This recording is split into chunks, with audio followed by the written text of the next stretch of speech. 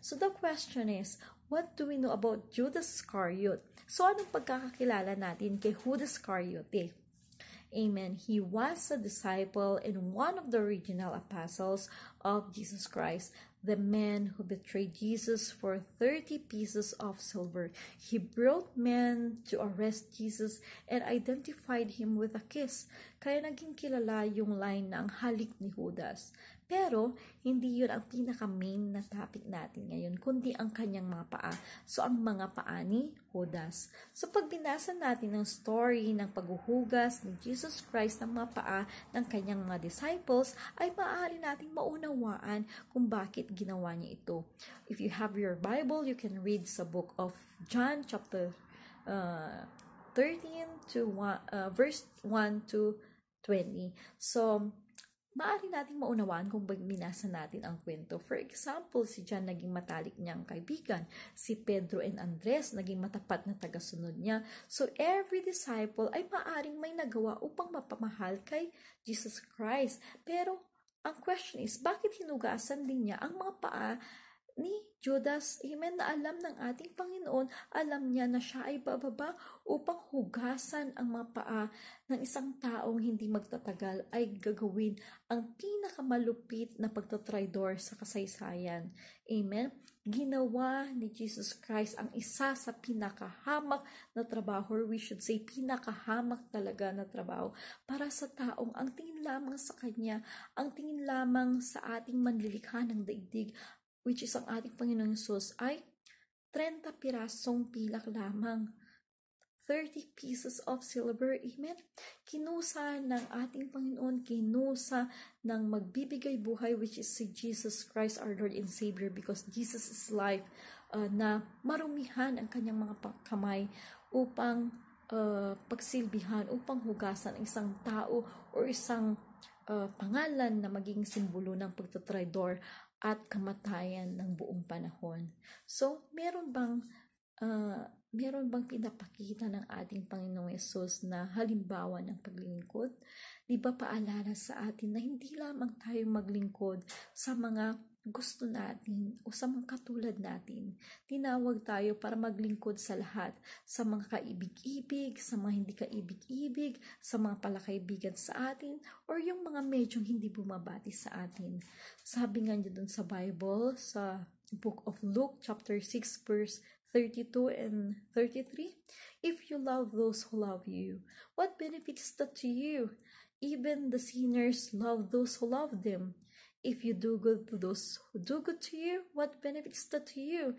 Even the sinners do the same. Sabi nga ng Bible, sabi ng ating Panginoon. So, kung ang iniibig lang daw natin ay ang umiibig sa atin, kung ang ginagawan lang daw natin ng mabuti ay yung mong gumagawa sa atin ng mabuti, ano daw gantimpalang antaniin natin? Amen? Kasi kahit yung mga makasalanan, kahit yung mga malang Diyos, ay ginagawa din nila yung ganon. Iniibig din nila yung mga umiibig sa kanila.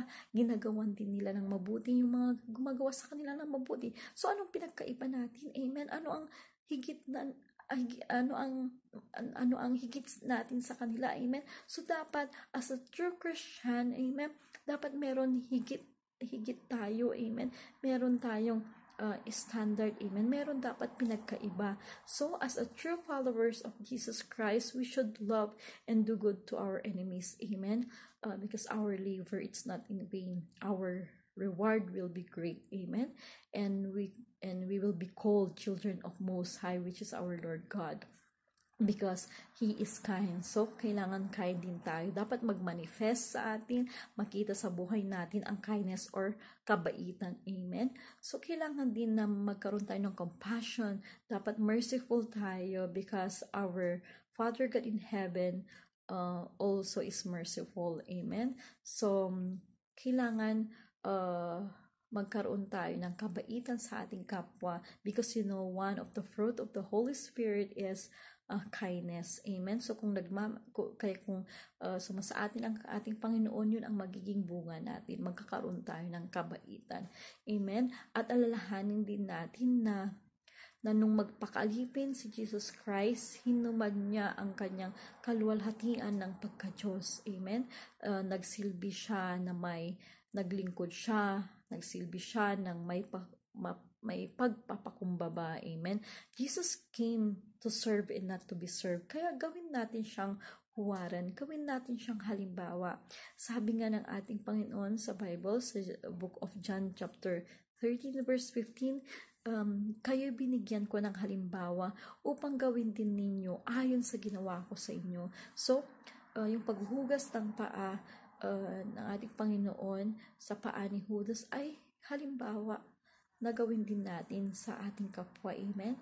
So, ang question is, kailan ang huling okasyon na naghugas ka ng paa ng isang tulad ni Judas? Kung hindi mo pa nagagawa, gawin mo na.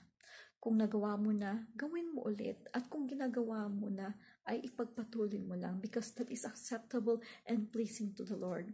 Amen? Mahirap talaga ang nasa pedestal or nasa itaas na maglingkod, magsilbi, maghugas ng paa ng nasa ibaba niya. Pero walang mahirap, hindi mahirap kung sumasa atin ang Panginoon at gawin natin siyang model. Amen? Walang mahirap because we can do all things through Christ who strengthens us. Amen? Magagawa natin yan kung sumasa atin ang ating Panginoon. So, kung hindi pa sumasaayo ang Panginoon, this is the time. Accept Him as your Lord and Savior. Amen. Declare with your mouth that He is your Lord. Jesus is your Lord and Savior, and you will be saved from hell, and you will have an eternal life. So, maghugas na tayo. Amen. Ng katulad din ni Judas. Amen. So that's all. God bless everyone, and all glory to God.